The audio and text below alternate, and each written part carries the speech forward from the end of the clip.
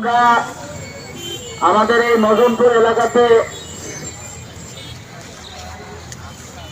গণসংযোগ শেষ করার পরে আমরা এখন আমাদের মেহমান বৃন্দ আমাদের সাথে আছেন, আমাদের মেহমান বৃন্দর মুখ থেকে কথা শুনব।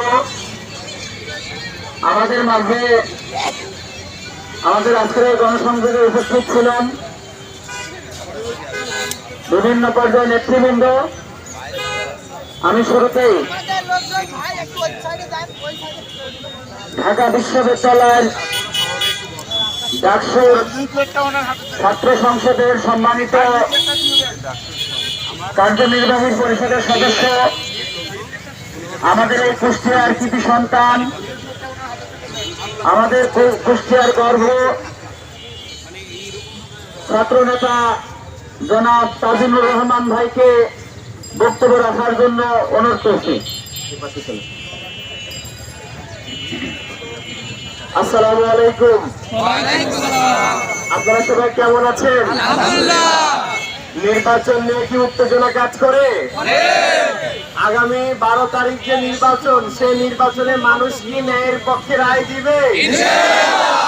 আপনারা কি বিশ্বাস করেন এই বাংলাদেশে আবার ইনসাফের রাজ কায়েম হবে? 2024-এ হাজার হাজার যে তরুণ জনতা জীবন দিয়েছিল, তাদের জীবনের বিনিময়ে ইনসাফ ভিত্তিক রাষ্ট্র বিনির্মাণের যে স্বপ্ন বাংলাদেশ জামাত ইসলামী দেখিয়েছে, এটি কি তারা করতে পারবে? মুফতি আমির হামজার হাত ধরে এই কুষ্টিয়া কি আধুনিক কুষ্টিয়া হবে? আপনারা আজকে এখান থেকে সবাই সাক্ষী দিলেন যে মুফতি আমির হামজার মাধ্যমে এই কুষ্টিয়া আধুনিক কুষ্টিয়া হবে ইনশাআল্লাহ। আমরা স্পষ্ট করে বলতে চাই, এখন আমরা যেভাবে মুফতি আমির হামজার জন্য কাজ করছি, ভোট চাচ্ছি, প্রতিশ্রুতি চাচ্ছি, একইভাবে উনি যখন নির্বাচিত হবে আমরা উনাকে প্রতিনিয়ত প্রশ্ন করব যে আপনি কাজ করছেন কিনা।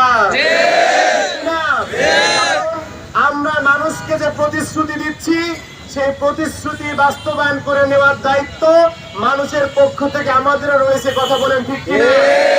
আপনারা জানেন, এই বাংলাদেশে নয়, পুরো পৃথিবীতে বর্তমানে প্রথিত যথাযথ আলেম রয়েছেন, তার মধ্যে মুফতি আমির হামজা হচ্ছেন অন্যতম। মুফতি আমির হামজা হচ্ছেন আমাদের গর্ব। তিনি শুধু কুষ্টিয়ার গর্ব নন, তিনি শুধু বাংলাদেশের গর্ব নন, তিনি পুরো পৃথিবীবাসী মুসলিমবাসীদের গর্ব। কথা বলেন ঠিক ঠিক? আমার মনে হয় এই বাংলাদেশে আমিরে জামাতের পর সবচেয়ে বেশি মিডিয়া কভারেজ পায় মুফতি আমির হামজা। দুঃখের বিষয় হলেও সত্য, মুফতি আমির হামজার মিডিয়া কভারেজ হচ্ছে নেগেটিভ কভারেজ।